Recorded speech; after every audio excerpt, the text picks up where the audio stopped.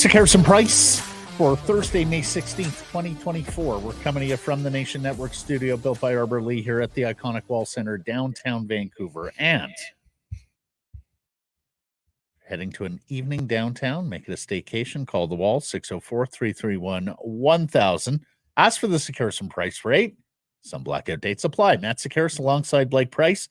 Grady Sass hitting switches, conducting things with Sean Chessman. We got a big show coming up. That's all brought to you by Applewood Auto Group. Applewood in Surrey has fabulous deals. We're talking about Applewood. Nissan in Surrey, like the 2024 Rogues. Lease it at 2.99% for 24 months. Jump into a new Rogue today. It's all good at Applewood. Poll question today. We're asking you, series tied 2-2, game 5 in Vancouver tonight. Do you like the spot the Canucks are in? Yes or no? You can vote at Sekeres and Price on Twitter and YouTube. What says you, Mr. Price?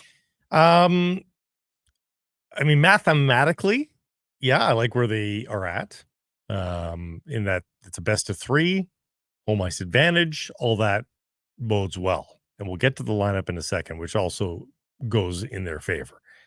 I would say my one issue is they've not played great hockey, I don't think, in these 4 games. I think they've had great moments that have salvaged a couple of wins. But they haven't played great hockey. They haven't played great hockey consistently in a long time. I'm waiting for them to do that before I think they're in a good spot. They out-attempted the Edmonton Oilers in game 1 during that fantastic comeback victory, 4 unanswered goals, 3 in the third period to win 5-4. The shot attempts that night were 54-45 for Vancouver. Since then, 74-39 Edmonton in game 2, 86-33 Edmonton in game 3. We talked about the thievery of that one. And then 63-60, so effectively flat, Edmonton in game 4. I'll just reiterate, I voted yes. And I'll just reiterate what I said on Wednesday's program. First of all, if you had told anyone before the series or anyone before the season began, the Canucks will be 2-2 in the second round of the Stanley Cup playoffs with home ice advantage in a best of 3, I think everybody would have taken it. They have the better goalie in the series. They have the best defenseman in the series. They have held Connor McDavid reasonably in check. Rick Tocchet and his staff, Adam Footer, getting all sorts of plaudits around the league for the way they've gone about designing the even strength defense of Connor McDavid. Now, penalty kill has been another matter, but hey, those guys get paid too, and that's not just a good power play. That's like an all-time NHL power play you're facing. The Oilers still have just the 1 goal from a forward outside their big 3. And the Canucks have this never say die spirit, and the pressure remains on the Edmonton Oilers. So, yes, I absolutely like the spot that they're in. I understand not everything is clicking 100%. We're not at optimal performance from the Vancouver Canucks. But I think if they challenge Calvin Pickard tonight, they're going to be fine. That's the one thing I think you've got to pick up from game 4. Is you've got to be a little less discerning in terms of your shooting opportunities on a goaltender who is playing his second Stanley Cup playoff game, coming off the 1 good season he's had in the National Hockey League. And I think if they do that, I think there's a chance. I think they'll be quite successful this evening. There's a lot to be optimistic about, but the execution needs to be there. And it's easier said than done come playoff time, but the crowd is going to be rabid, and it's going to be, I mean, in the playoffs as a rule, every goal is worth 1,000 times what a regular season goal is worth. Now that you've reduced this to a best of 3, my goodness, every moment is times a million. Times a million. You know, every bounce of the puck now. Yeah. That flutter in your stomach, that nervousness. Oh my goodness. All of that comes to the fore, and it's so much fun. I mean, it's just a cathartic experience that you don't get in a lot of walks of life. No. You get it when you're cheering on your team deep in the Stanley Cup playoffs. So very much looking forward to what the Canucks and Oilers have in store for us here this evening. Let's get to our top story. It's brought to you by Douglas. Rick Tocchet promised changes. Rick Tocchet delivered changes. 3 different swaps at forward by the looks of it for morning skate. Ilya Mikheyev getting healthy scratched here tonight. Sam Lafferty, Linus Karlsson in their place. Nils Höglander returns to the lineup. His longtime running mate amongst Canucks prospects, Vasily Podkolzin, makes the Stanley Cup playoff debut. And Phil DiGiuseppe back into the lineup after returning to the hockey club. Not only are there 3 changes, somebody got their wish. Times 2. Elias with Elias. The way they practiced, Lindholm to center and Nils Höglander on left wing. Elias Pettersson on right wing. Something that this guy has been calling for some time. Give me the other one. Give me the other win too. Spit it out, Matthew. Vasily Podkolzin is in the lineup with Nils Åman and Phil DiGiuseppe. Teddy Bluger back to it's actually times 3. That's actually times 3. This is it. This is like I'm not excited because I got what I was suggesting. I'm legitimately excited to see how this plays out for the Canucks. I'm legitimately curious to see if, Pettersson went from 2 guys that can't score and really haven't, and Karlsson and Lafferty and Mikheyev, to one guy who can't score. Well, but at least he did 24 times this season in Höglander. Fair. And Lindholm, who's been amongst the best players in the playoffs. So excited I didn't even get the line combination out. It's Teddy Bluger between Dakota Joshua and Connor. OG Darwin. Third line. That's all you need to say. So, I said I felt good about the spot they're in. Maybe that Blake Price's dictated lineup is in place here is the reason why I'm not feeling so good. I think this is a way for them to load up and yet still have the depth. Because if the OG third line can play like they did way back when, you haven't given up your depth, and you've got a more Luger stacked hasn't been line. very good though. He hasn't been. No, but again, line mates might be the issue there as well. And he's had an uncanny chemistry with these 2 guys. You got Åman at center ice. He has not been a strong face-off guy, so that's something to watch as well. You hope he doesn't get caught in a defensive zone draw after an icing or anything like that. Wonder how much that fourth line is going to play tonight. How many face-offs? And that's the point I was making on Wednesday's program.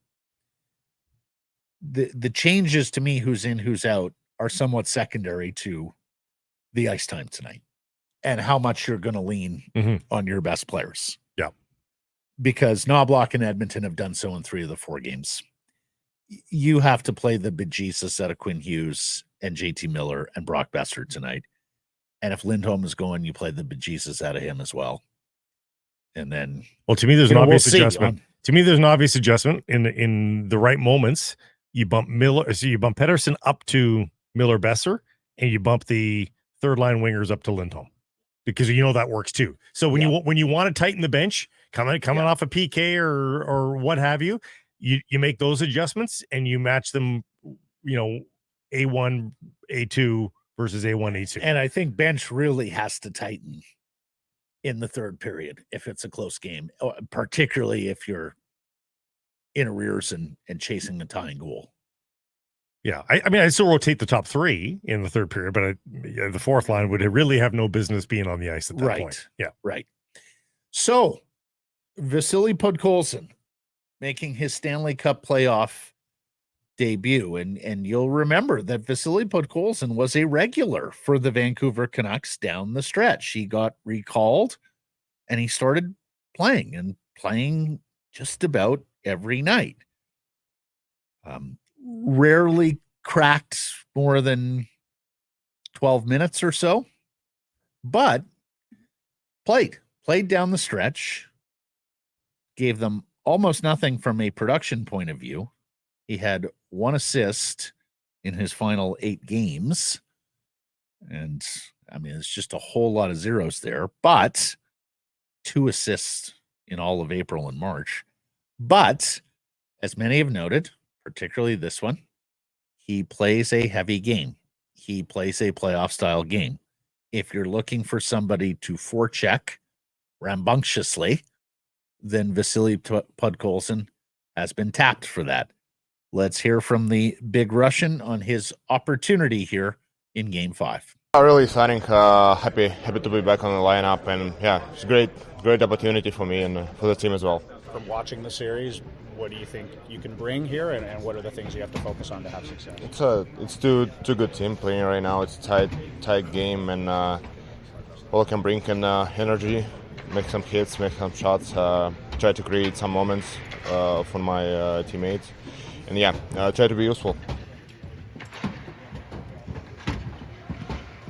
His English is superb now. Fabulous. Yeah. Talk's advice to him apparently, quote, don't worry about making a mistake on your read. Just be aggressive with your reads, end quote. Commit to what your decision is. Exactly. No wishy-washy half-assed. No pause hockey. I don't like that pause hockey. That's right. Look, at this stage, I'm all for it. I mean, I said yesterday, bring Höglander and Podkolzin back into the lineup because you have passengers there. I got to say, I'm a little surprised on the Mikheyev side of things. Obviously, Ilya Mikheyev has been an offensive zero for months on end here, but I'm still a little surprised that a big body with speed is being sat down here. And the defensive acumen was still Exactly. Let's hear from Höglander, and not a guy we hear from often. Hasn't been an exceptionally chatty interview over the years, but he acknowledges here what everyone else has seen, and that is that his play has sagged in the playoffs, and he knows he can be better. No, I don't think I play my best hockey. That's why I'm out, I guess. But I know I can be better, and it's maybe good for me to to get a little bit of rest and come back here tonight. He's got the 1 assist in 8 Stanley Cup playoff games. This after 36 points in 80 games this year. And in this case, you just sort of hope it works like a healthy scratch during the regular season. Yeah, for sure. That it snaps to attention. And again, I've been saying this for a few days now. You can make things very simple for Nils Höglander, particularly against this goaltender who wasn't tested enough. Go to the front of the net with your stick on the ice and just be a pest in and around the crease. And I hope that being up there, and again, I brought this up before, watching Garland battle through checks, be a little mole in how squeezing through two guys, popping up between their legs almost, be that guy, tenacious in defensive posture and in offense with the puck. I think he can be that. I think that is in the constitution of Nils Höglander. Yes.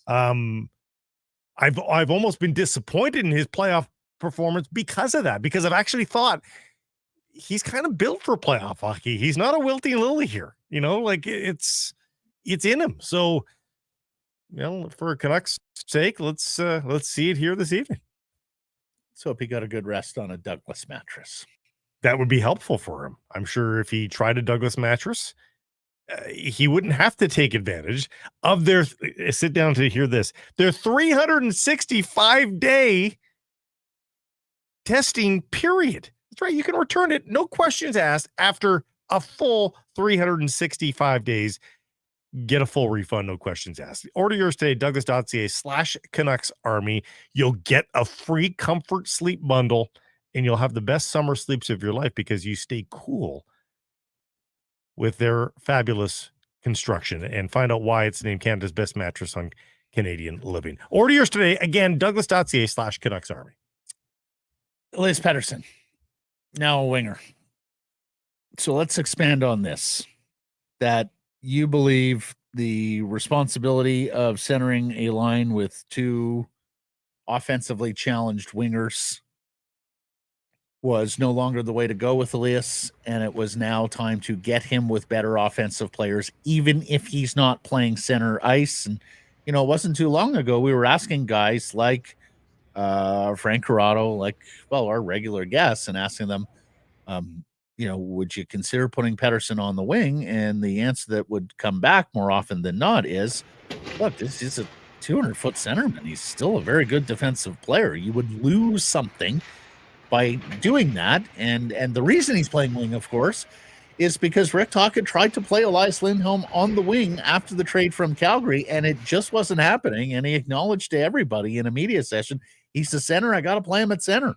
So this is Elias maybe taking a bit of an ego blow for the greater good. But at this stage of the proceedings, you've got to get more offense out of him, and it's not happening with a couple of saddlebags on the wing. Well, I think he's got a lot swirling in his head, does Elias Pettersson. And it's not that he's incapable of playing center, and that part of it, the responsibilities, and we've chronicled some blown assignments for sure, but I don't think that was the chief complaint for me on Pettersson's play. But across the board, life just got easier for Elias Pettersson. So,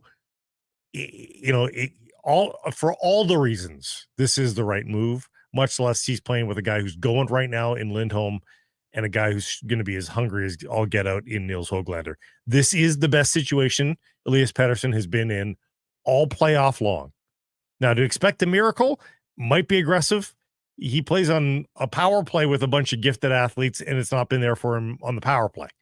And there's one fewer of the opposition players out there as well, as you know.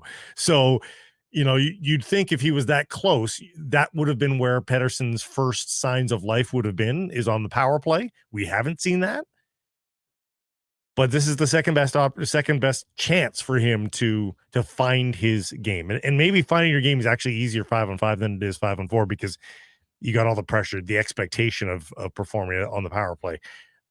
But I like it. I think it's a great move by Rick Tocchet, and I think it was the move to make in this moment. Well, what I like about it is that Tocchet has finally gone to moving some things around, more so than rearranging deck chairs in the bottom six, which, let's face it, was probably not going to be the answer here. So, now that he's gotten a little bolder, I think is the right move. Again, it comes after 3 straight games where the Oilers have out-attempted you, in 2 of those games by significant margins.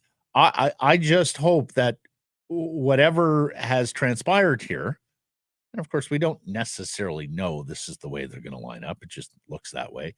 I just wonder and worry to a degree that if this affects chemistry and if this affects possession time in the offensive zone, you're not getting to the task at hand, and that is challenging this goaltender as much as humanly possible. But they weren't under the old setup. So, well, they weren't, but that's why he's doing this. But the thing is Lindholm and Pettersson don't have time to bleed here. Like, they don't have time to figure each other out on the fly. Like, it's got to be go from the opening jump. So I haven't seen this we team haven't look seen dangerous. a lot of this, and so you almost are banking on the fact that you need instant chemistry here. Well, they played 57 minutes together at 5-on-5 during the regular season. They outscored opponents 5-2. That's Pettersson and Lindholm and Höglander. Yes. Okay. And That's in with expected goals of just under 49%. Okay. That's with Pettersson in the middle, though, right? Yes. Right. Yes. Couple face-offs where they switch. But sure. What I like about this, you got PD playing on his off wing. We've seen him in the past being able to score from that far right side. Yes. Now, that's usually on the power play. But if even strength, can he slip behind into those soft spots? Can Höglander retrieve the puck and Lindholm set him up for those chances? In Europe, they often put the off-wing guys. Yep. Russia for sure. No, so of course. We think of Ovechkin or all those. No, years, of course. Let me ask this: does this preclude lotto line for the most part? As I said, I think that's your spot duty throughout the game. I think when you need the extra jump, you go lotto line and you go Lindholm with Garland and Joshua. Yeah, and the other thing I would say, and again, I'm just playing devil's advocate here. Don't wreck the fun. Don't wreck the fun. Don't you dare rain on this parade. I probably wouldn't devil advocate this you're right. lineup as much as I am, if not for the guy who's been asking for it for months. I'm sorry, everyone. Professional hazard. When something Blake says comes to fruition, I feel a need to pick it apart. Rankled. For you. Jarring. Yes. Okay, so come out with it. Devil's advocate me. Can Bluger get the best out of Garland and Joshua? I mean, we haven't seen Bluger have a pulse for a long time. but this is going back to old favorites, old standards for Yep. Rick Tocchet as well, and they were startlingly good for the first half of the season. Mhm. Now, They maybe they were startlingly good because it was just a fluke, but it was pretty sustainable for a fairly long period of time. And it was sort of Lindholm's acquisition, a few other things that made them go away from it, and Joshua's injury. So I'm more than willing to see it, more than willing to give this a chance. Elias Pettersson was the Canuck chosen to speak yesterday at a media availability. It was a team day off, so there was no practice, but in the Stanley Cup playoffs, you do still have to make people available for interview. Did you see that Ian McIntyre and Mark Spector, both of Sportsnet, suggested that it was Tocchet selecting Pettersson for media availability?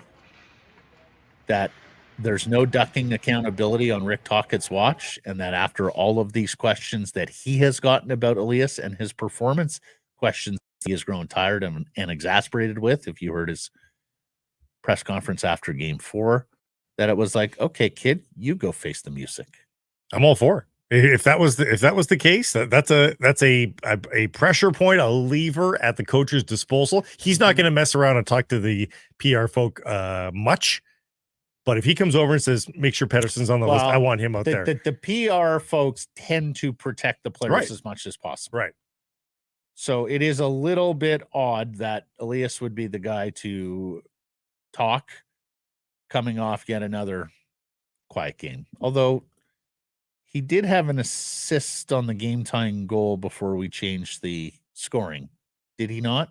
We won the face-off. Did that take away the... I believe he had the second assist and then was bumped off the score line because the puck went off Joshua, and so Besser gets your first assist, not the goal. The performance from Elias at the press conference yesterday, everybody is using the word uncomfortable. Awkward. There's a defiance there. There's a disdain there. There's an aloofness there. It's disappointing. It's yeah. I mean, he's been here long enough, I think, to know that look, you're going to get asked difficult questions when you don't perform. And yet he seems to be rooted in a MO with the media that I just don't think is doing him any favors with the fan base. If he was just short, if his answers were just like, I'm working on it, I know what needs to be done, and I'm going to work on it, and that was it. He was just being short and even kind of, gruff about it. Be totally fine with that. I would understand it. The problem with the way he answered it, it made it sound like he didn't care. It made it sound like it is what it is. But is that just who Pettersson is? It is to a degree. It is to a degree, Grady. With the media, it is to a degree. Well, at times, so he has shown comfort, but usually when things are going well. So I'm not sure who is most responsible. I would bet that the team has a heavy hand in it. But when he showed up here in Vancouver, he was a bright, funny, conscientious young man who engaged in social media, had outside interests that he talked about. Fashion, of course, was one of them. And the NHL has a way, to quote Tony Gallagher, of beating the personality out of players. Oh, you're different. Oh, you're on social media. We don't love that. So I wonder how much of that transpired at the team's behest. And let's face it, Jim Rutherford is not exactly a new school guy on any of those fronts. But of course, Rutherford's only been here 2 years. The fans attribute that as well, right? Now, any post he's making, it's being reshared. Then any quote. The other side of it, Grady, is that he steps into a new world where anything that he does post or share on Instagram suddenly gets engagement, 100-fold, 200-fold, whatever it is, from what he must have been accustomed to in Sweden. Media This is a robust market. This is a robust fan base on social media. And if it's Elias sitting back home and reading it and getting affected by it, completely understand.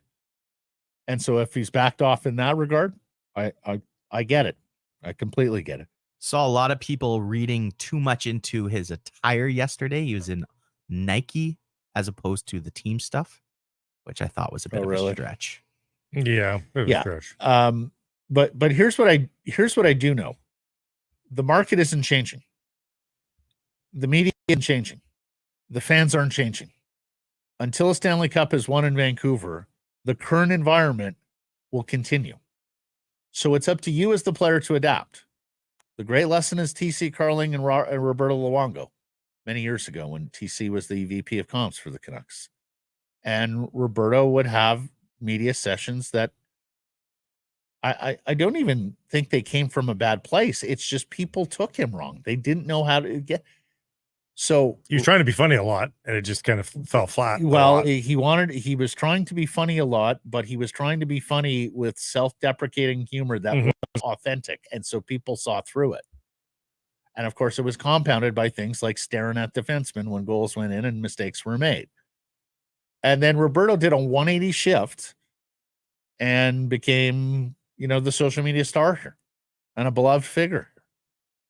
So I think it's possible still with Petey, but he is going to have to be the agent of change and the catalyst of change on this. I had this thought too. And if he doesn't, then you do wonder whether he's a fit for this market.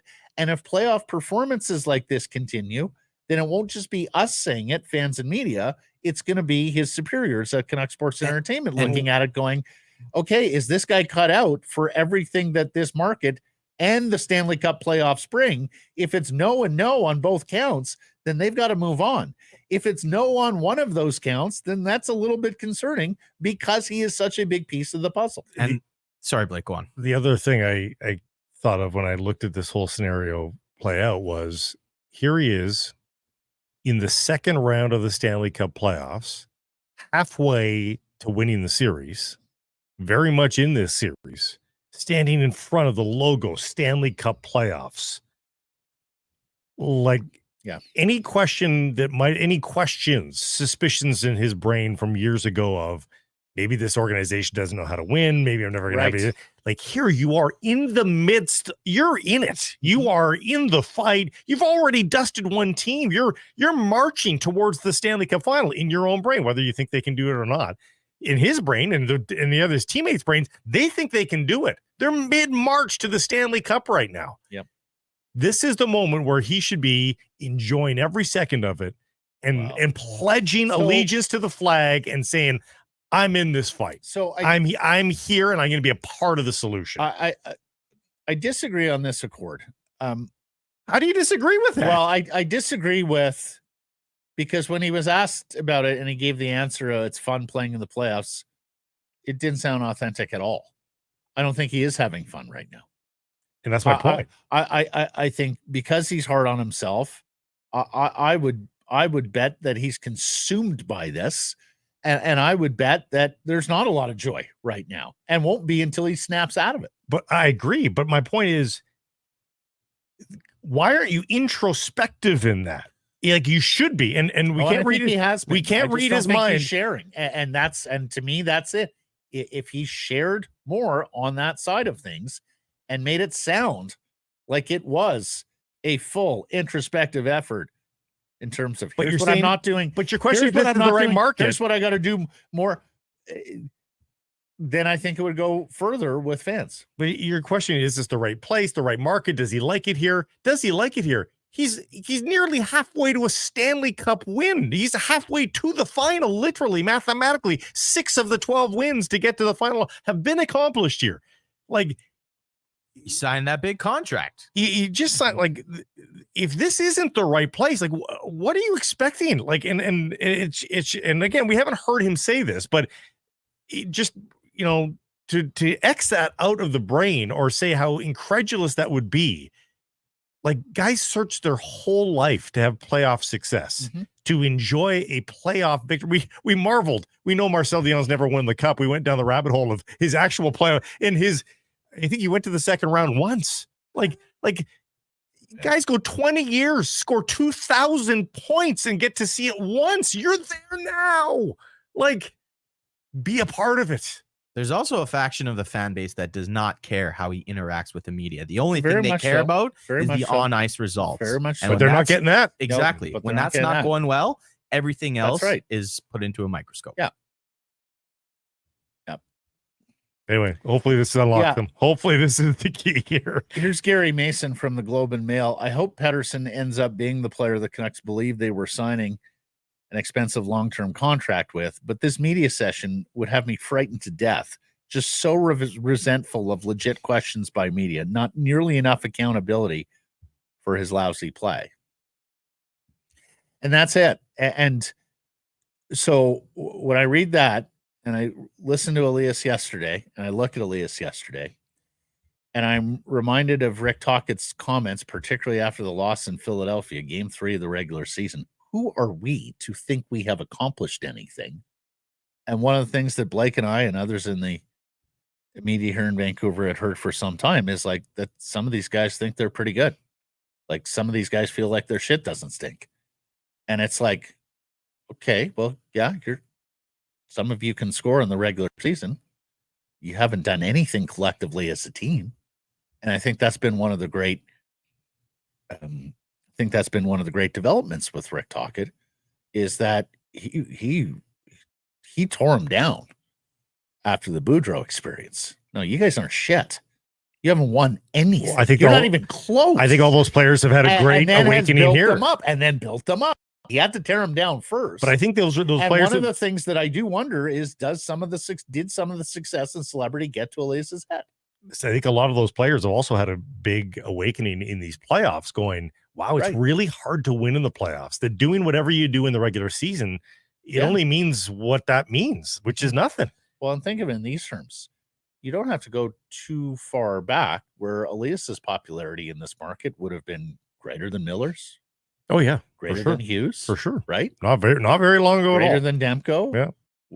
Where is he on the Q rating power rankings? Oh God, yeah. Well, and especially when you get stories, as we heard from Coach Tocchet yesterday, saying that JT, after the self-flagellation in the post-game of Game 4, I mean, he was almost like the Opus Dei monk in the Da Vinci Code, the way he was getting after himself. Hair shirt? What's that? Hair shirt? They wore the shirts that have the fibrous insides that sort of give them micro cuts. Oh, okay. Hair shirt. Yeah. There's the Bare Naked Lady song, the lyric? No. My hair shirt? Yeah. Yeah. So, yeah. I was thinking more of the self-flogging. Yeah, no, it's all part of the it. whip. Yeah. So even after that, where he tells everybody blame me, I'm at fault. I made 2 mistakes on the game-winning goal. He then sends a text to Coach Tocchet saying, sorry, I had a bad game. Like it's eating him alive. Love it. And he's letting everybody know it's eating me alive. You contrast that with Elias and what's not happening and what he's not saying, or at least not saying with any kind of conviction. And it is quite a juxtaposition in that Canucks dressing room with the 2 guys who need to be the drivers offensively. I know the fan base doesn't care about players being rude to media, but the fan base does form their opinions on the players. Yeah. Based on how that works. And I don't mean like, is he a good player or not? But to your point, you had a chance to sit down and have a beer with any of the players. Right. Who you say, like a JT Miller. Yeah. Is going to be at the top of that list. And Elias Pettersson is going to be way down. I don't think they have any sympathy for media members who get short answers. What I do, however, think that it's a window. I do think 2 things. Number one, some of them very much do understand that media is conduit. And so understand that, it's media and fans on one side of the ledger and players and coaches on the other. And then secondly, I think many do evaluate what is said, what isn't said, and draw their own opinions, conclusions around that. Yeah.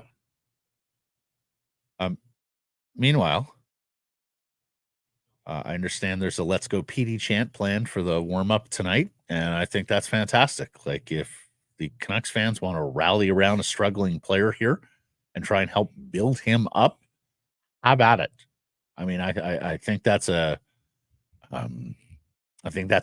nice counterbalance to the flip side of what happens in a rabid hockey market, where there's a lot of piling on and a lot of criticism of a player who's not performing, particularly when the stakes are this high.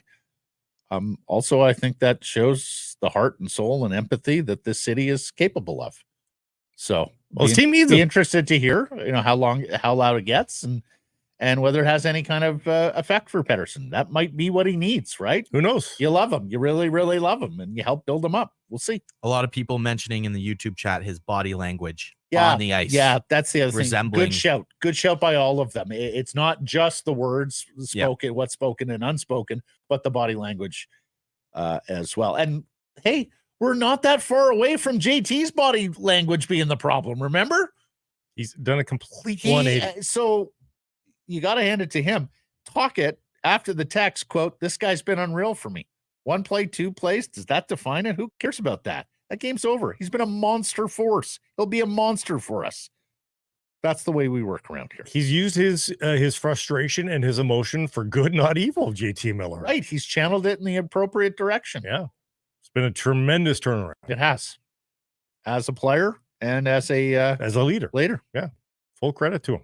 Mm-hmm. And I hope people see that he gets the plaudits for that.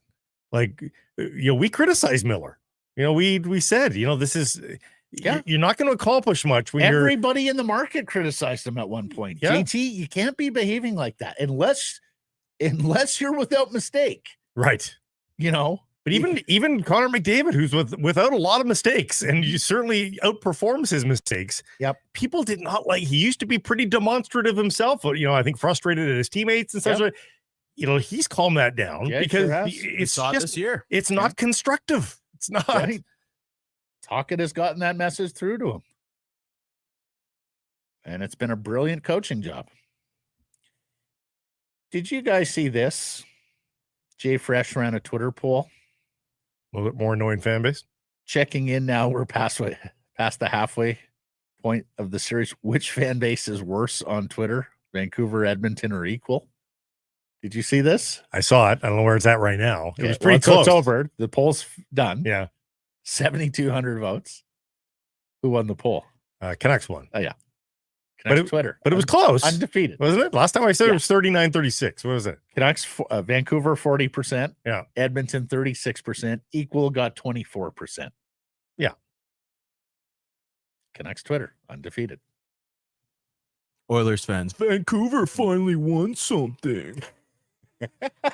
Imagine leaning back on success 40 years ago.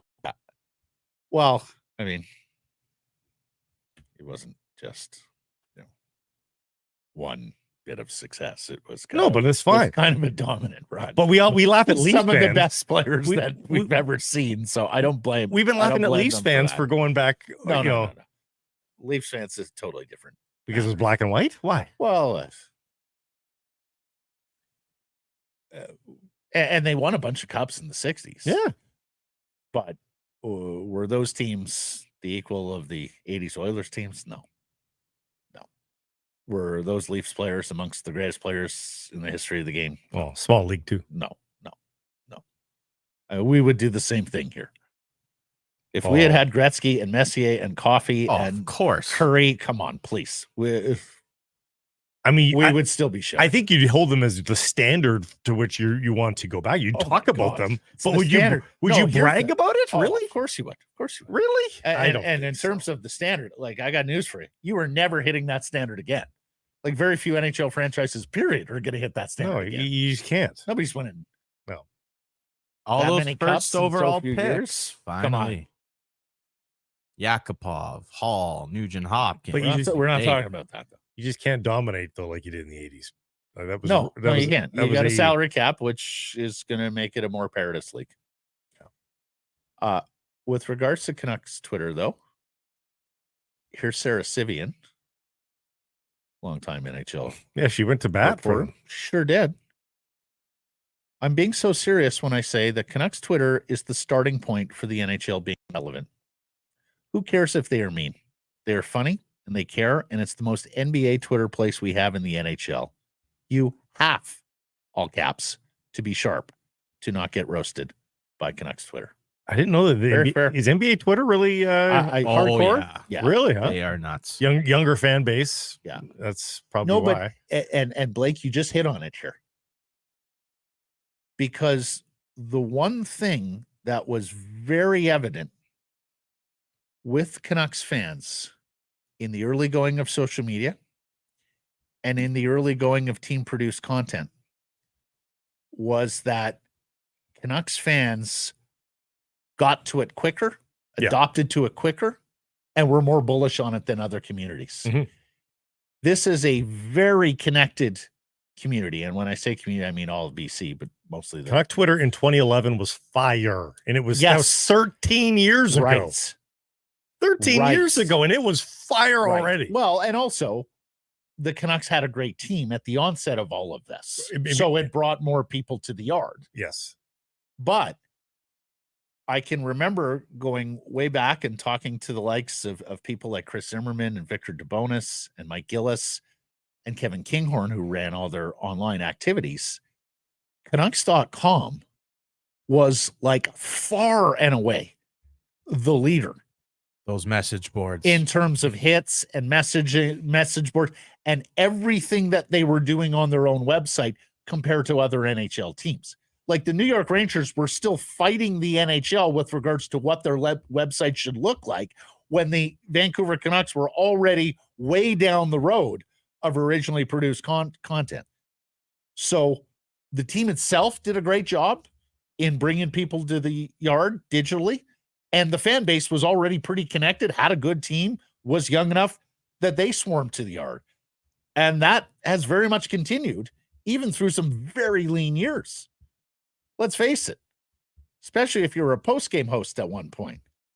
There were some nights Canucks Twitter was way more entertaining than the Canucks on the ice. Well, I preferred to go to the tweets rather than the phone calls, right? Like I was still in the era of it was funnier, it was more calls. Curated. There was a lot of things more going intelligent. on. To Sarah's point, it was more intelligent. No, it was.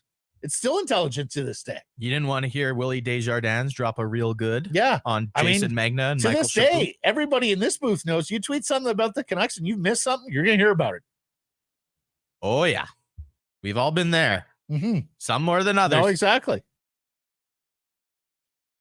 John Shannon said the other day, he double clutches a little bit before tweeting about the Canucks. Maybe leave that one in the drafts. Yeah, I edit myself. There's a lot of times where I'm like, nope. Set myself up for disaster here. I'm going to delete this.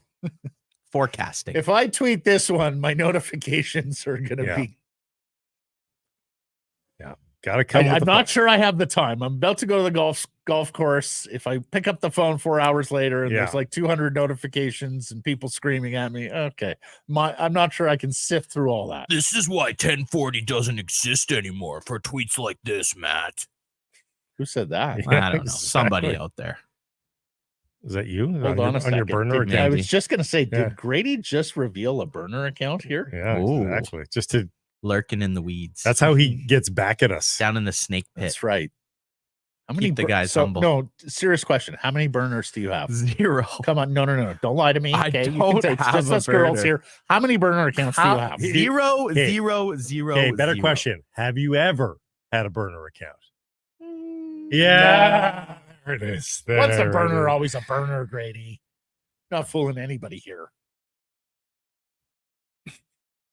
Rick Dollywall's reporting that Jeremy Colton is out in Abbotsford after the Canucks have a second-round exit in the Calder Cup playoffs, get swept by the Ontario Reign. Further investigation, courtesy of Patrick Johnson of the province, and a guy you hear regularly. He talked to a team spokesperson about this. We have nothing to announce right now was the initial answer, then got back to him again and said that a contract offer has been made to Jeremy Colton.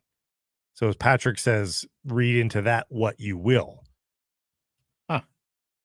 So, you know, Is that NHL assistant? what I wonder is, is his contract just over? Yeah. He was offered a new contract.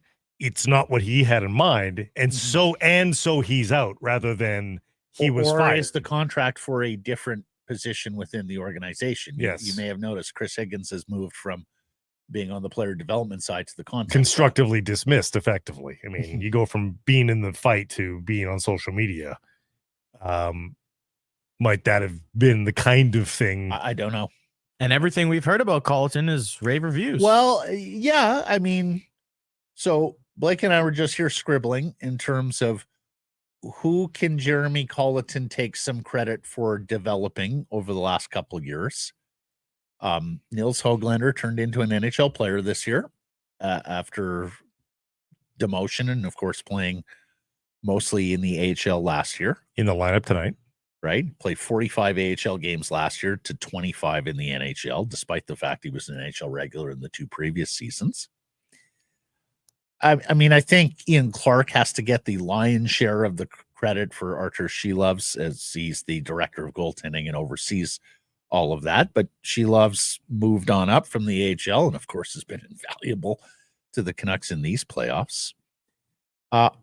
Arshdeep Bains has come from being an undrafted major junior free agent to being an AHL All-Star and given the Canucks a handful of games here this year. On a total scratch and win acquisition. Exactly. Yeah. Now, not sure where he is going forward. Of course, we'd love for the local kid to be an NHL player, but we shall see. Linus Karlsson came over from Sweden and has, again, like Baines, given the NHL team some games, including here in the Stanley Cup playoffs. Has had 2 really nice AHL seasons of 49 and 60 points. Is he a surefire NHLer going forward? Don't know that. Matt, he's got a chance. Three of the 12 forwards in the lineup for Game 5 are developed by Colleton in Höglander, Amon, and Podkolzin. 3 of the 12 forwards. Never mind. So you're going Amon in terms of credit as well? Yeah. Yeah, he's spent more time with Colleton than he has with Tocchet. No, he hasn't. No?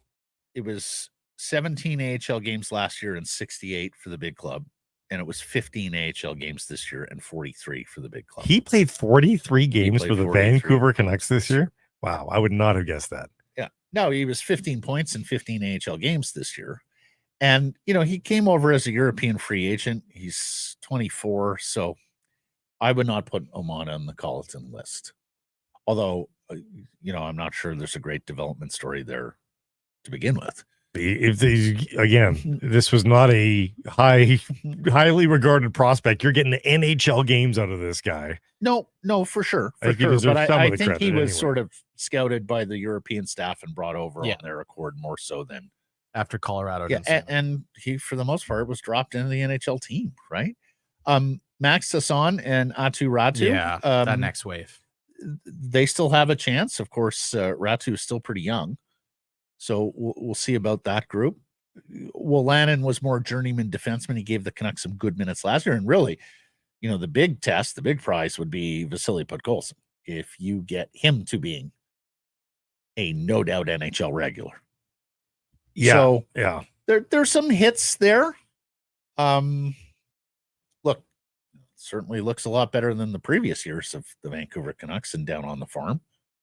Like it's a better development record than Trent Cull. The only criticism that I could see is that there's Danila Klimovich. Well, but I mean that's as much about the player. I think that's the player. Yeah. And then there's Podkolzin, who would have had higher hopes than where he is now. But Klimovich, I just think at the end of the day, Klimovich was just a total overdraft. It was falling in love with a guy who had some physical tools and great success in a small sample of the world under 18s, much like Oli Ulevi was an overdraft based on the success. It was a reach. Have no problem with the drafting, but it wasn't a reach at the time. Ulevi, Klimovich was a reach. Klimovich. Yeah. I think you probably could have got Klimovich the next time around. I'm guessing. Maybe. But regardless, he was enough of a project that second round was probably a little too high for him. Yeah. And most second rounders are projects to begin with, but he was a hell of a project and remains so. So raw. Yeah. Remains so. So we'll see. We'll see. So you're telling me the Penguins fired their farm coach? Yeah. And that was a guy hired by Rutherford. He'd been there for 8 years as an assistant or Right. a head. So he would have had familiarity with both Rutherford and Alvin. Yeah. So this may well be a, hey, there's a guy we like better available. We'll see. Yeah. Very sad day today for Canadian sports media. And I'm going to pass this to Blake because for what better part of a year, you and Darren Dutchyshen hosted Sports Center on TSN. Yeah. Dead today at age 57. Far, far too young. Hadn't heard a health update about him in a long time. And I independently, within the last 3 weeks, had thought, geez, I hadn't seen him on TV. And he made a triumphant return after 1 or 2 bouts with cancer, I want to say. And it was the first bout with cancer. He came back and worked until December. And that was when last he was on television. Yeah. So I was a little bit worried, and then we get the news today, and it's hit me a little bit more than I had anticipated, to be honest. The years that I spent working at SportsCenter around Dutchy were sort of the formative years of my career that sort of set me up for everything else that came afterwards. And so many memories of the levity in the room.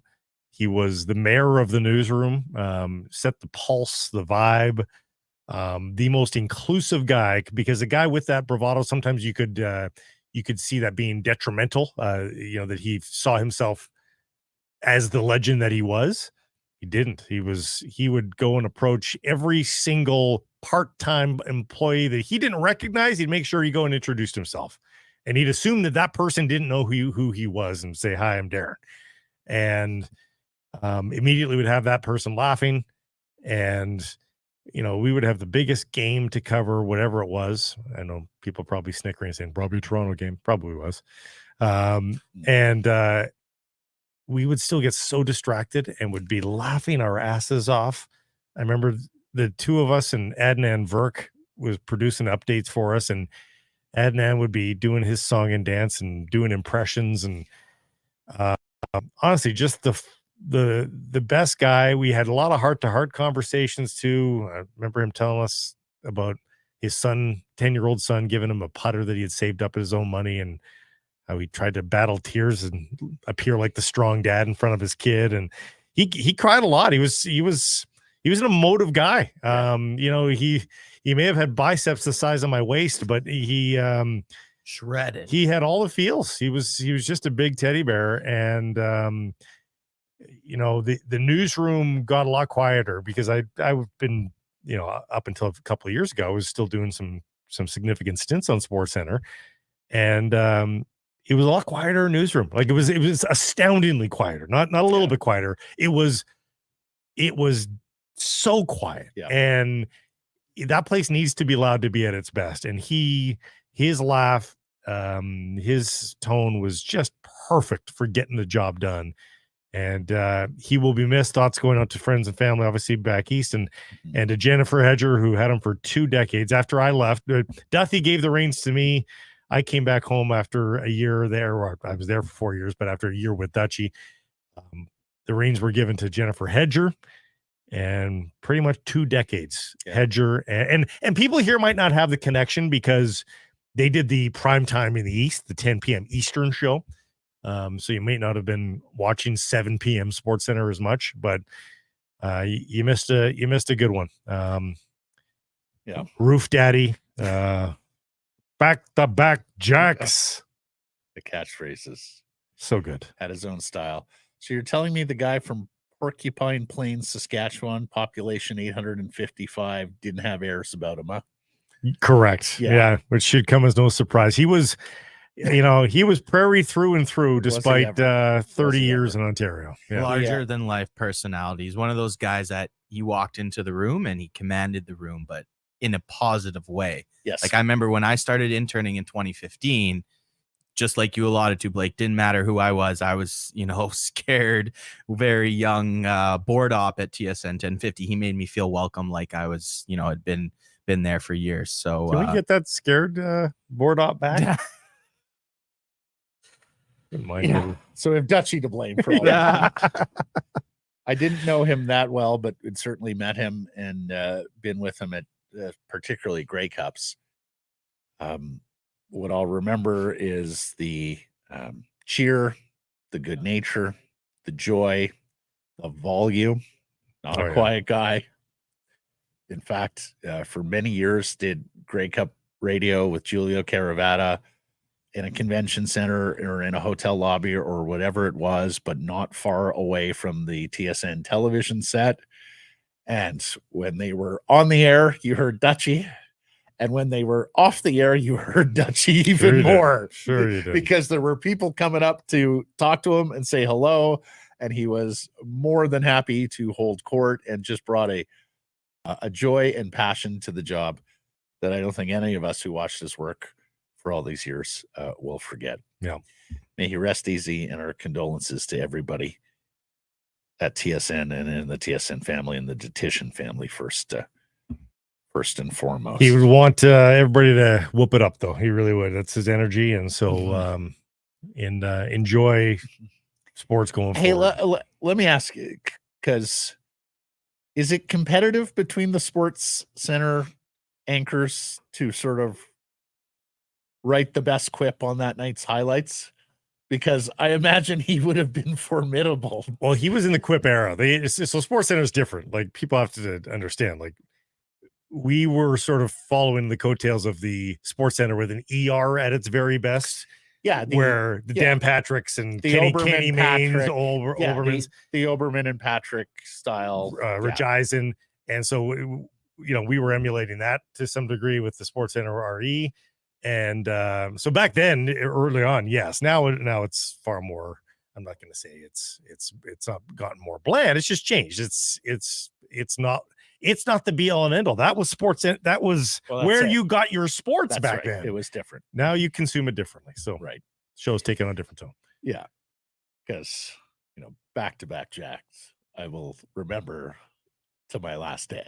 Oh yeah, you just waited for it. It was almost at the point where if you happen to notice that two consecutive guys hit home runs in a baseball game that night, you tuned into Sports Center to hear Dutchy say it because you knew it was making the highlight pack. I hope I can dig it up here. Somebody had, yes, this is Rob Del Mundo. Works in Toronto. My favorite Darren Dutchyshen line of all time. After Daniel Sedin and his wife had a baby, quote, "I don't want to start any rumors, but he looks an awful lot like Henrik." And that is Dutchy. Oh, he was so good. So good. Okay. Moving along. The Daily Face-Off Playoff Parlay Challenge. We've been telling you about this for a couple of weeks. Each day you answer 4 questions. And daily winners snag gift cards, or as the champs of each round, pocket cash. Games.dailyfaceoff.com. Blake Price has been participating on our show's behalf for the last couple of days. So I went 4 of 8 yesterday. That's not bad. Yeah. Is that not bad? 50%? I would think that seems pretty reasonable. Okay. You're in the ball game. You're not losing money. Right. You're not winning money. For the Oilers and Canucks for game number 5. Going with the Canucks. There's value there on the Canucks. They're home dog. You're going over. Oh no, you're going under. I'm going under. Oh wow. Going under. I don't think it's a shootout. Okay. I do have Draisatil getting a goal because the sun. Because why not? Because the sun rises today. Exactly. Sky is blue. So. Yes, but I got JT Miller rippling twine as well. Ah, okay. And then the tiebreakers, the shots on goal by all 4 teams involved in the evening's proceedings. So I've got that as 110. So again, pretty modest. You've been pretty steady in that range of 110. Yeah, because of this shot auditing thing. You're not getting 60 shots per game anymore. 33-30 in the final shots on goal. Just not happening anymore. Yeah. Okay, let's get to today's menu. It's brought to you by Greta Bar. Greta, 50 West Cordova. We will be there Saturday. Come on down and join us. Everybody who stops by our table is going to get a free gamer card. It's good for 3 hours of free play at the Greta Arcade. And if you have not checked out all the games in the arcade, at Greta. It's absolutely fantastic. We'll have a first goal celebration, give away some prizes, and of course, watch some hockey. So come join us, 50 West Cordova, Greta Bar, and also raise some money in the name of a good cause. We'll be joined here in moments by Frank Corrado, former Vancouver Canuck, TSN hockey analyst. We'll ask him all the relevant questions heading into Game 5. Can you people tell your friends about Frank Corrado? Like, Corrado's like, he's just unfreaking believable. Coach. And I learned something every time we have Frank on the show. like, I don't know why he's not being heralded as just like he's amazing. An absolute star. Enjoy him today, folks. Ferraro Jr. Yeah. Rob Williams of the Daily Hive is also going to join us. You won't believe where they're setting up viewing parties now. It writes Like, itself. honestly, it could have appeared on The Onion or, Yes. one of those satirical news sites. Yeah.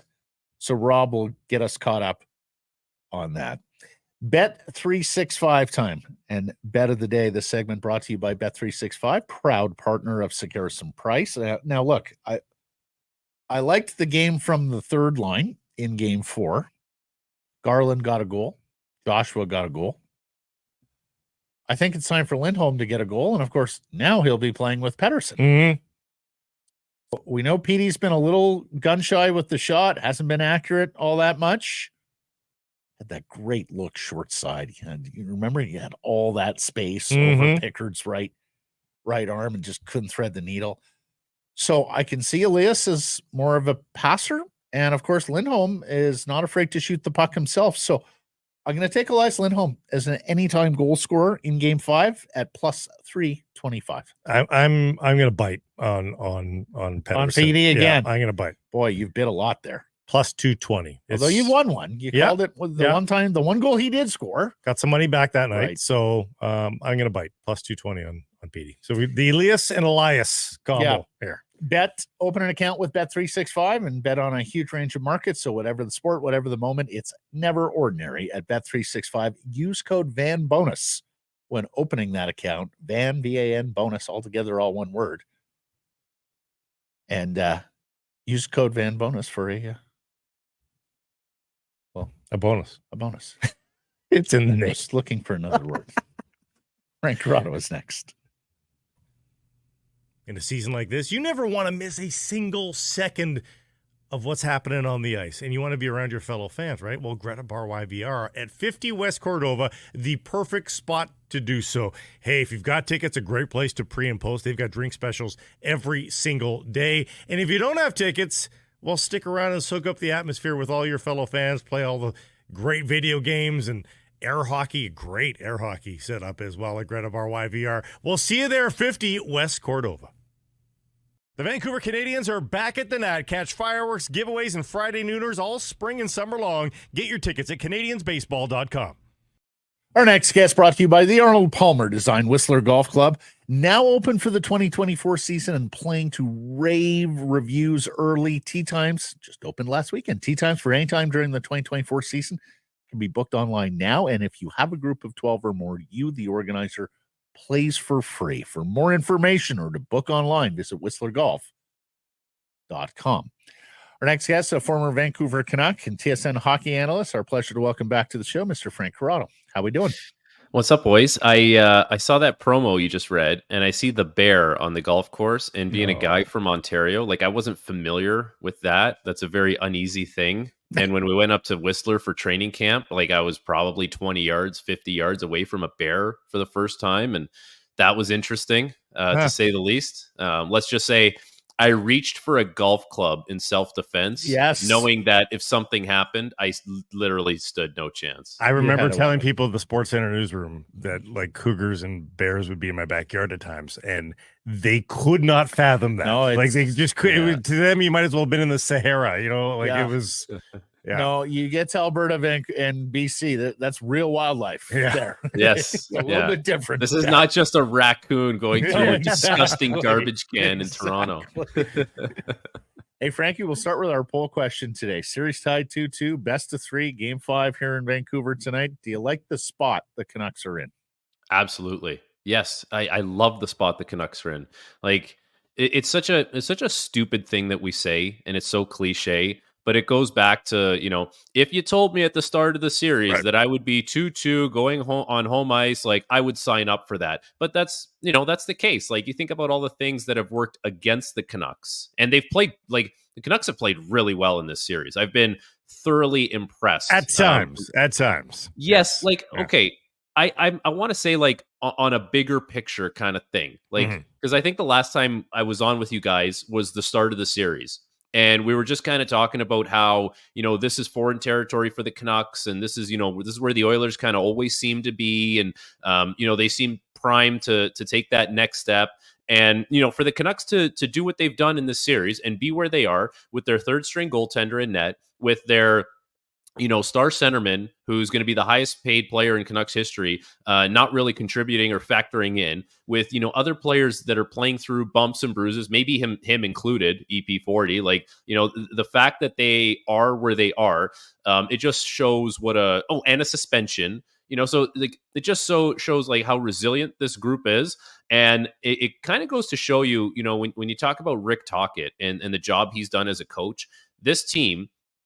If they don't have their A game, let's say, they have something to fall back on that gives them a chance to win. Whereas in the past with the Canucks, it was like, no A game, blowout. We'll try again next game. And then that's part of the reason why they've gotten to this point and they've had the success all season long. But listen, they've put themselves in a position where they have a chance to win the series. And ultimately, that's all you can ask for in what was going to be a tightly contested series anyways. I'm of two minds of this. I think they've been outplayed in every game. I don't think they've won on the judges' cards. There's been close games. Maybe you could argue, game one was a 50-50 or something like that. But I don't think they've won on the judges' cards emphatically in any of the games. And yet you could turn that around, Frank, and say, that's the good news. They haven't played that A game. They haven't played their best game yet of the series. Which one should fans be on? Well, I think you would be more on the optimistic side of things, because if they do, if Pettersson factors in, like that's a big difference, and the game suddenly looks different, and the complexion. Now all of a sudden there's a guy who's that's a puck possession guy. Now all of a sudden, instead of you're chasing. Whoever he's been playing against. If he's playing against McLeod, it seems like, he doesn't even win that possession game at times. Like you have the puck more, but even going back to, how they've been outplayed or have outplayed the Oilers at times, when Draisatil goes out, that was game one when Draisatil left. All of a sudden the puck was up for grabs way more. Yeah. Because like you watch Draisaitl play and he's so big and strong, and he kind of like bullies his way around the ice when he has the puck. He's not the most fleet of foot. When he was out of the game, I thought the Canucks completely realized that there's more puck for us to grab, and they took control of that game. And if they can find a way to do that with Draisaitl playing, with McDavid playing, that's going to be a big difference for them. And obviously Edmonton, they've been keying in on hitting Hughes, hitting Hronek, all that kind of stuff. But you don't need to win the possession game in order to win the game. We're in the playoffs where it just comes down to who's going to do what it takes in order to win that game.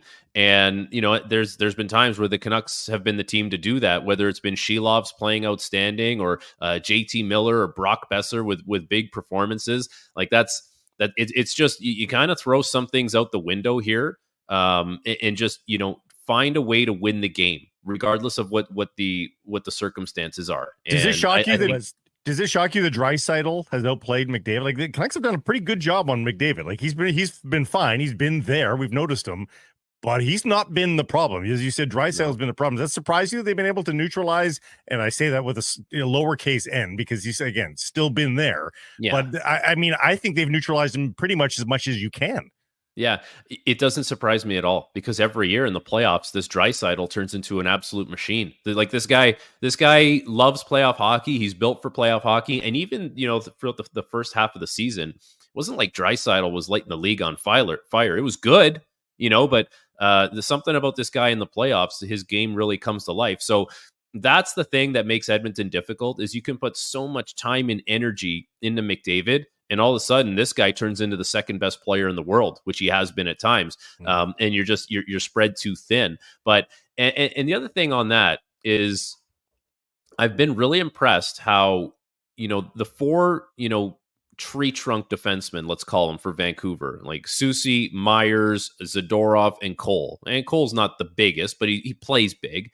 And I know he's had his struggles with the puck and all, like it hasn't gone well for him at times. But even though Edmonton seems to have the puck a lot, even though Edmonton's playing in the offensive zone, I feel like for a lot of that time, those guys have done a nice job of filtering things to the outside. And Edmonton is going to get the high danger chances. Like you have to accept that. But it's not as many as it could be, for sure, given the amount of time that they're playing in their zone. Like those four guys, it's quite a mission that those guys are on. But I think they've done a really commendable job. And that's part of the reason why you've been able to weather the McDavid Draisatil storm. Like those guys mean business this time of year. And the Canucks are not the first team to have to deal with it, but the bigger presence on the back end, for me, has made a difference. Calvin Pickard in goal. They put 21 shots on him in Game 4, Frankie.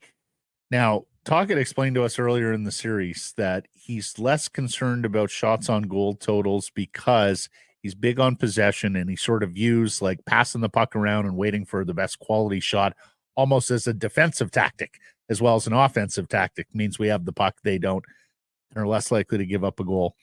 Do they have to change that to a volume approach with this Pickard in game 5? Because they really didn't test him much in Game 4. Well, to a certain degree, yes. I don't think it's one of those things now where you just cross the blue line or you get a puck from a sharp angle and you just got to throw junk at the net.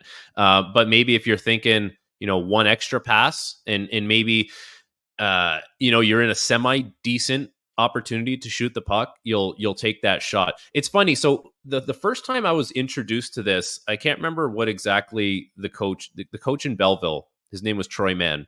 I don't know if he called it adjusted scoring. And I know expected goals is a big thing, but basically he kind of broke it down to us this way. And this is what Tocchet is doing, I think. You have what's called your green shots. Green shots are like right on the doorstep, in the slot, maybe just a little bit into the face-off circles, but those are the ones you want. You want to generate as many green shots as possible, and you'll take those every time. Then you have your yellow shots. Yellow shots, just to build a circle around a little bit more, maybe like 10 feet. Those are your yellow shots. Those are like, take those, but if you can find something better that gets you into a green shot situation, let's look at that. But you can take your yellow shots. Then on the outskirts, the perimeters, you have your red shots, and you do not take red shots. Like we were under like no red shots, he would say on the bench, like no red shots. And it was more based on the fact that because they're so low percentage, we're just going to end up giving the puck away. We're not going to create anything of high danger from those positions. And like you said, Matt, like that now leads to us not having the puck, them having the puck, us having to defend. And the other thing that you throw into that mix is if you were to draw a line from the middle of the nets all the way through, let's say, the blue line, right down the middle, right through the slot. You call it the slot line. Anytime you can work a puck through the slot line, now your percentages of scoring a goal went up more because the goaltender had to move. And if you can do it twice, you can guarantee it's in the back of the net. So that's something to watch for. Like when you watch the game tonight, watch where the shot locations are and watch if Vancouver tries to work the puck kind of through that slot line, because that'll tell you that's the same messaging that Tocchet is kind of giving to the players. So with all that information now, I would say that maybe you're still going to stay away from the red shots, but those yellow shots, you're probably going to take those a little bit more. And you're going to try and get things across the crease maybe a little bit more. See if you can work a tap in or a deflection or a tip or something like that. And I think going back to the Nashville series, you can remember when Nashville blocked them like 30 something shots that one game. Mm-hmm. And then it was like, well, Vancouver's not getting shots on net, but why are they throwing everything to like the back post? Why are they throwing everything to like, the side? It was like, well, we're trying to go around the block shots. So Vancouver made adjustments in that situation. So now what's the adjustment here? Because you got a career backup goalie who's been in the AHL a long time. Like there's going to be an adjustment. It's just what is the adjustment and how are you going to execute it? That's really well put. Thanks, Coach Corrado. That's a pretty progressive coach. No, though, it for is Troy a Mann. progressive That's- coach. yeah. But that flies in the face of get pucks on net and whack home rebounds. And I guess that's just the way the game has changed, huh, Frank? Like, back in the day when not everybody was pretty good with the puck, when you had fewer guys who were comfortable with the puck on their stick, it was get it to net and whack home rebounds. Now you assume that all your defensemen can play with the puck, pass the puck. That's how Rick Tocchet made his money, was banging home rebounds. Well, that's true. Yeah. Well, to some don't degree. think that don't discount banging home rebounds, because if playoff goals are scored in banging home rebounds, you still have to have an element But of that. off better shots now. Off better shots. Off better shots. That's exactly it. It's Okay. and you know what? I think there still has to be a little bit of an element to these guys are the best players in the world. They're some of the most skilled and creative players in the world. And a guy like Brock Besser, that guy can score from distance. And on certain goalies, he can score from bad angles. So you do have to keep that in mind. We're not saying that it's got to be, batting 1,000 on this type of thing. You have to have a feel for the game, but that's, I think that's part of the philosophy that goes into not wasting the puck and not wasting shots. Did you hear Petey's press conference yesterday? Yeah. Mm-hmm. Pretty standoffish. Mm-hmm. Standoffish. Well, yeah. What do you? Is that a guy? What did you want, hear? What did you if hear? you're a teammate of that, and you hear this, and let's face it, these modern athletes, Rick Tocchet hears and sees everything. I'm sure some of the teammates do as well. Is that a guy you want to go into battle with?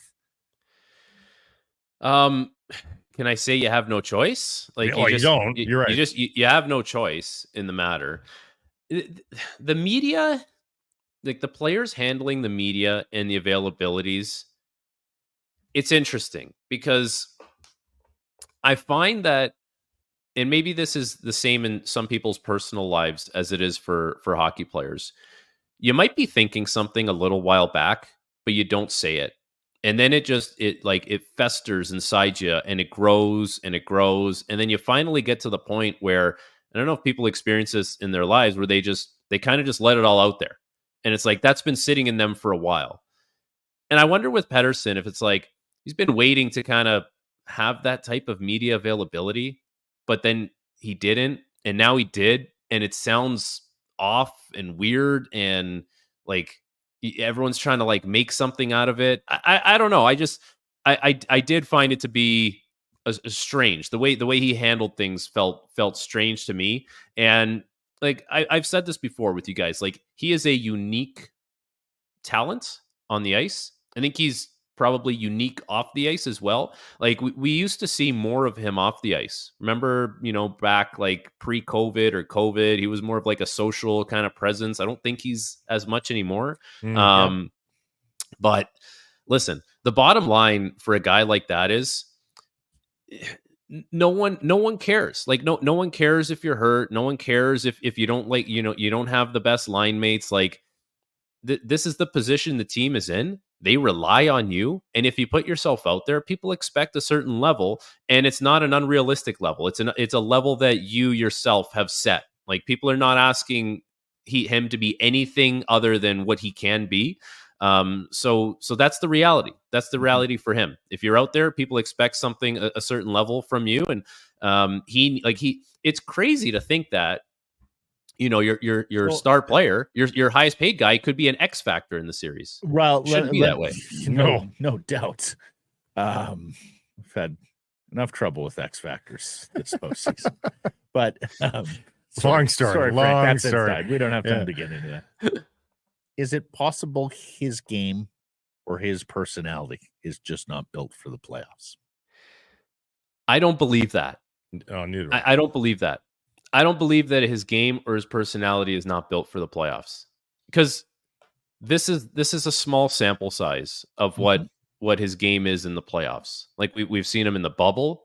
Was he not pretty good in the bubble? Yeah, I know very good in the bubble. Horvat was unreal in the bubble. I remember that. Bo was better, but yes, Pettersson was very good. And Pettersson was good in the bubble as well. If you guys get into a situation, or the Canucks get into a situation where you're a perennial playoff team and constantly this happens, let's say this happens 2-3 years in a row, it's now you have your answer.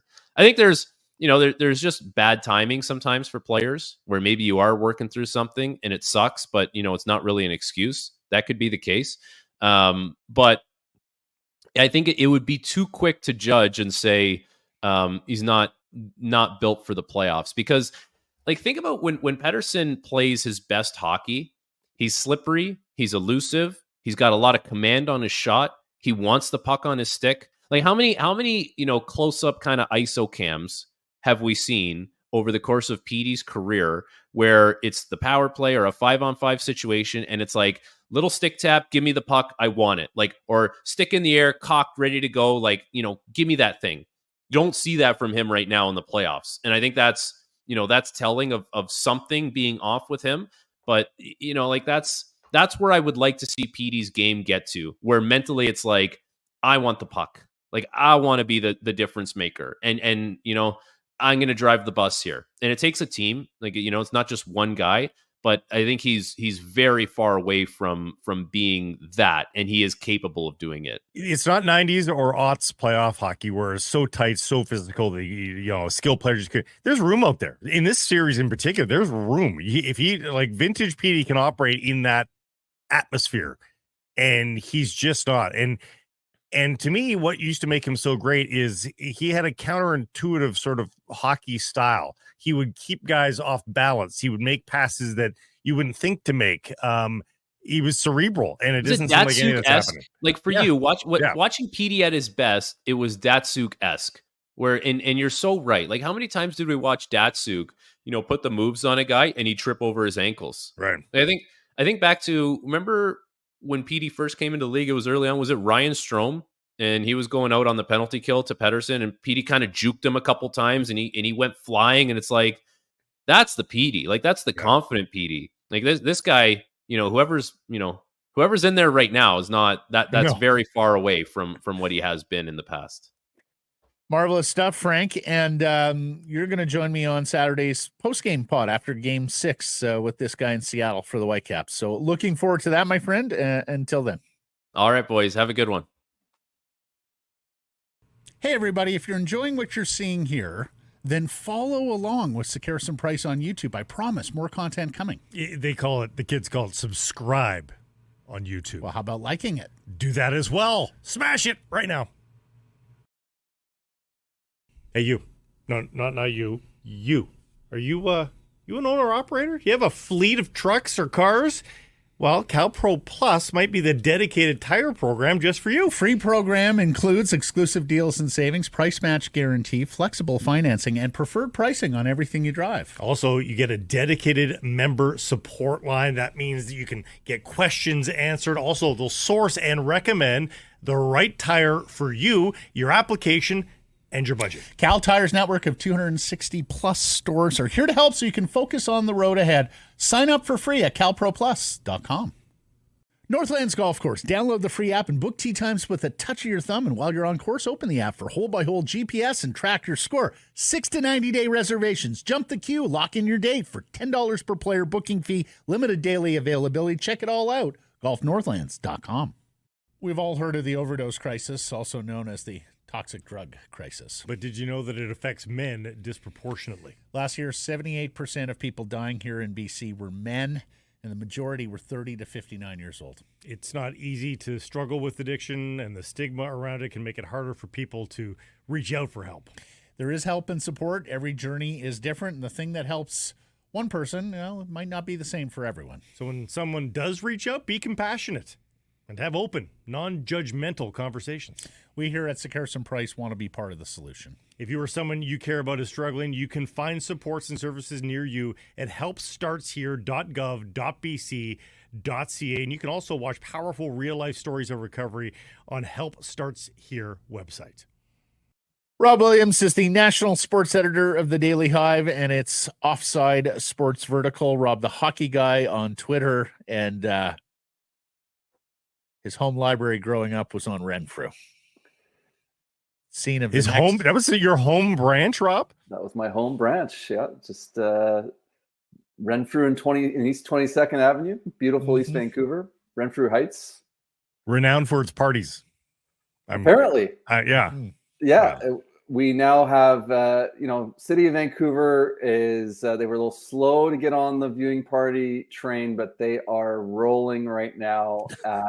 You can watch a viewing party in whatever I've already forgotten what that park's called on the west side. Oak Ridge? Yeah, I don't right know. by Van Dusen Gardens. Yeah. I saw some video and photos from it. Looked like a semi-sparsely populated crowd there, sitting on blankets. Beautiful background. You can see the mountains in the background. Screen looked a little small. Didn't look that amazing. Correct me.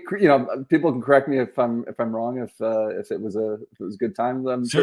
Family friendly, just not not the rowdy viewing party that I'm expecting. And I don't know if the viewing party is going to be all that rowdy. At the Renfrew Branch Public Library is going to be hosting a viewing party tonight for the Vancouver Canucks game 5. So it's the first library that I know of that's hosting a viewing party. As I said on social, like when you're trying to insult something in sporting wise, you're like, oh, there's no atmosphere there. It's like a library. And they leaned into that. They're like, let's do that. So yeah, the City of Vancouver has this page with all the viewing parties that they keep updating.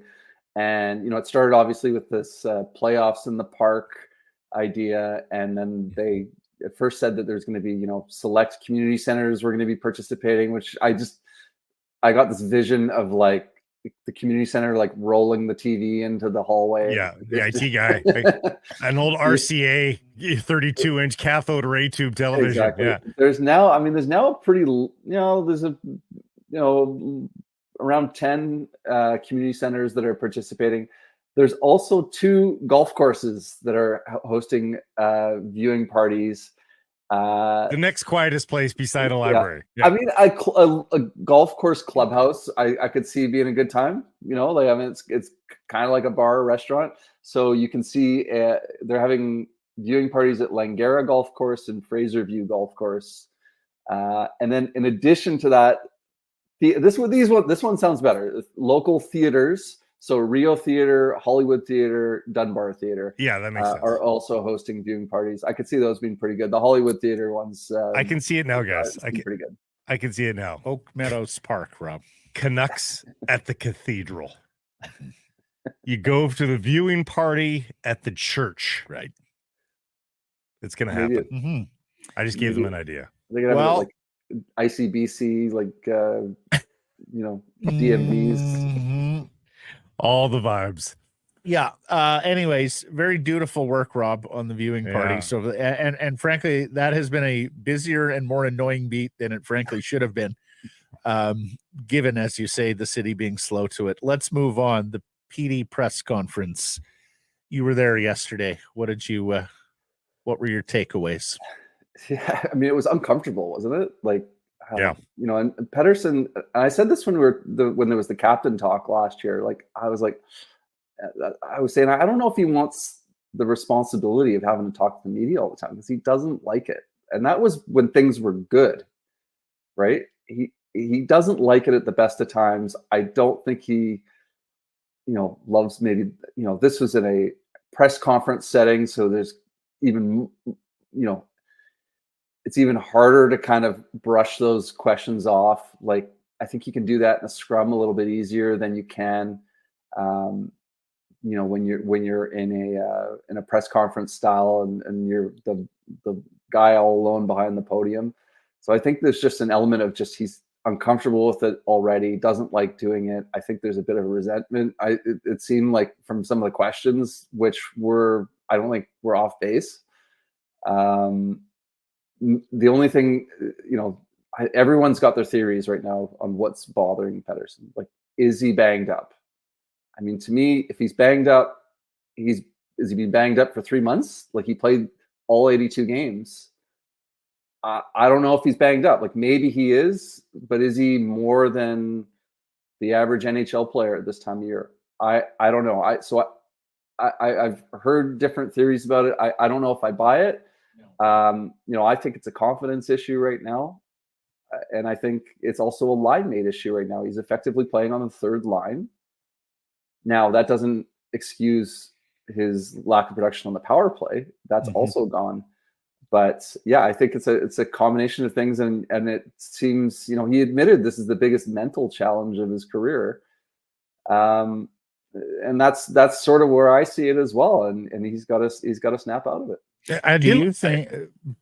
I was going to say I didn't you love being- that. I didn't love the fact that he didn't have any solutions, like any theories for himself. Like it almost made it sound like he hadn't really thought of the struggles. Like to me, you've been struggling for 2 months, 3 months now. You think you would have done some soul searching. What I think I need to do better is X. What I'm trying to do better is do this better. And to him say, yeah, it's a good question. Like it makes it so flippant that I'm not concerned. I haven't thought about it. It's the flippancy that I think gets people off put. But go ahead, Rob. Yeah, no, exactly. I don't think that does him any favors with the fan base. I think he's still beloved in this city, but I think that kind of attitude, maybe he's directing it at the media, but that's your view. That's what the fans see, right? And I don't think that came off great. I don't know. I don't think he's not thinking about it. I think he's thinking about it so much, and that's consuming him right now. I think he's so scared of giving the media extra content. I think he doesn't want to, he's always so, he always mentions how he doesn't want to give headlines and whatnot. I think that's where this comes from more so, where he doesn't want to talk. So he's just trying to do what he can to get off the stage and not reveal too much. And he just kind of wants to get there and get off. That's my takeaway from it. Yeah. Are you beginning to think that he's not a good fit for this market? That there's just something about his personality and the fishbowl and the celebrity and everything that goes with playing in a big Canadian market that just doesn't mesh with Elias and the way he wants to sort of play hockey and live out his life away from the rink? Possibly. I think it's something that he's going to have to work on. And I think that we've seen that with other players where, Roberto Luongo is the best example. He figured it out kind of late in his tenure in Vancouver. But, he's got to figure out a way to deal with this, to not come off flippant, there's many different, you can go to the Philip Hronek route and just disappear.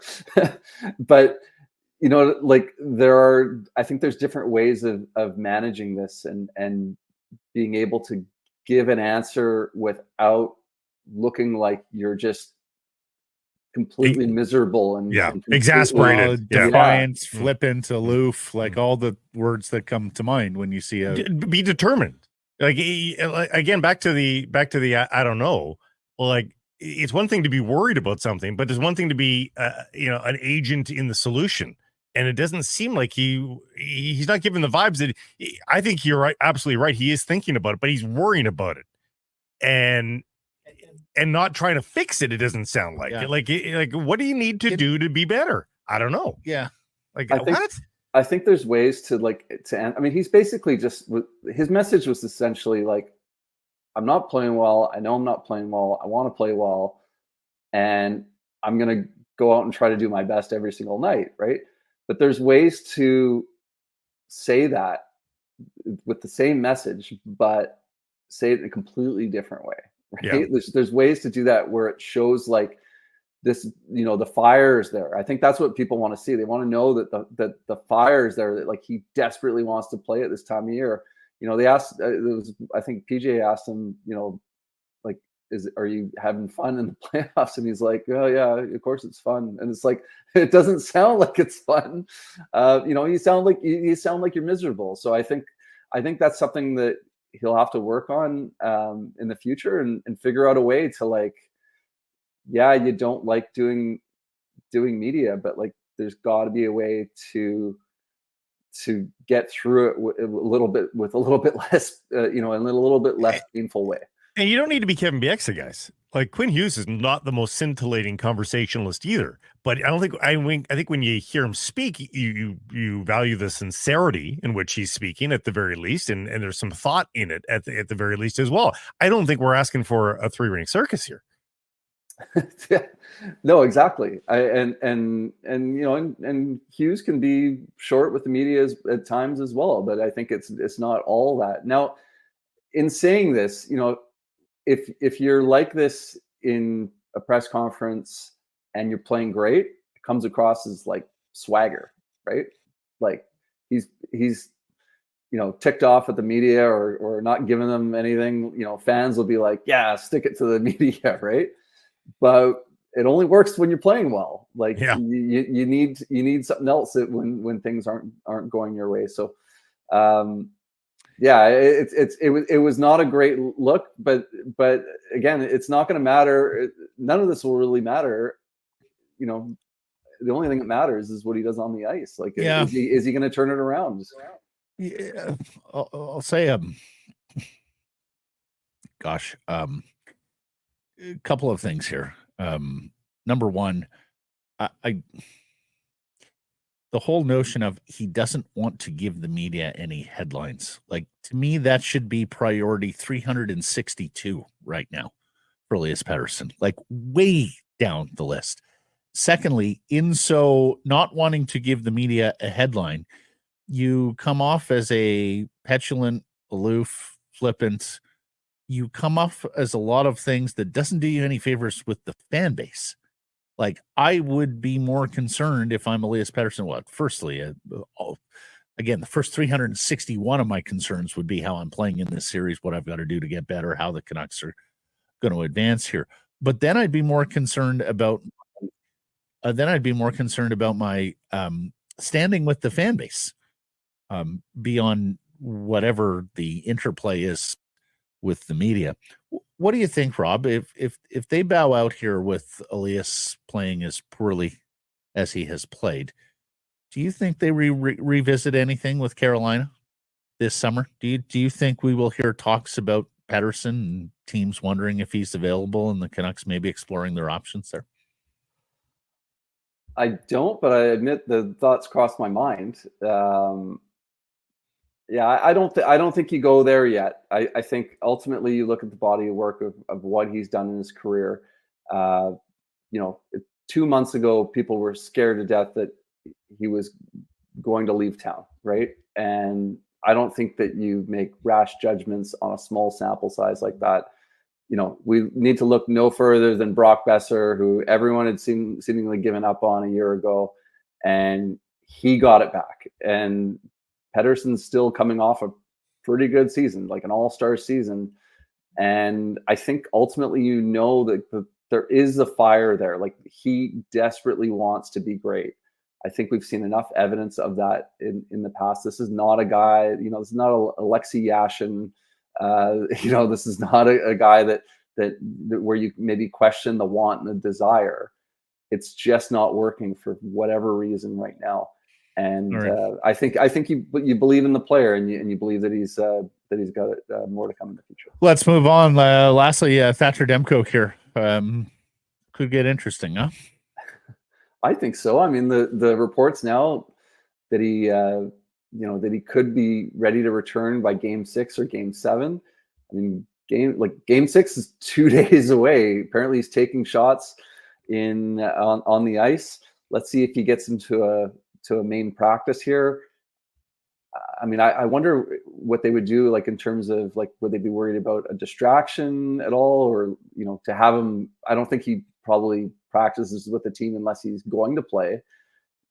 But when's he returning to practice? That's got to be coming very soon. And then the big question is, like, what do you do? Like, Arturs Silovs has done an admirable job. He's outplayed the Oilers goaltenders in this series, but he's not Thatcher Demko. The question is Thatcher Demko right now? Because how healthy is he? And at what level do you say, okay, a less than 100% Thatcher Demko is our best option in net right now? I think that gets very, very interesting, particularly if it's a elimination game. If the Oilers win Game 5 and Game 6 is an elimination game where the Canucks season is on the line, how does management and Rick Tocchet look at that? Do they look at it as, do or die game? Let's not risk throwing in a less than 100% goalie who hasn't played in a month. If he's at 93%, that's a Vezina Trophy nominee, and I think they drop him in if they feel like if he's at that point. Yeah. And that's the thing, right? So like, what is, but is he 93%? Like, is he 80%? Only they know, yeah. Right, and then so or is the viewpoint, okay, our season's on the line, like let's. If we're going down with our guy and giving ourselves the best chance to win. And that's the thing with Demko, is that like he has the ability to steal a game. And, that's right. By the way, guys, like how incredible is it that the Canucks are 2 wins away from the Western Conference Final, having done it almost entirely without Demko and with Pettersson being relatively a non-factor. Yeah, That's extraordinary. Incredible. It's extraordinary. And the coaches and players deserve a ton of credit, particularly Arturs Silovs and the way he has performed in the spot that he's had to take on here. Rob, marvelous stuff. We'll continue to look for viewing party updates because you're all over that. And enjoy the game tonight. We'll catch up next week. Good stuff. Hey, everybody. If you're enjoying what you're seeing here, then follow along with Sekeres and Price on YouTube. I promise more content coming. The kids call it subscribe on YouTube. Well, how about liking it? Do that as well. Smash it right now.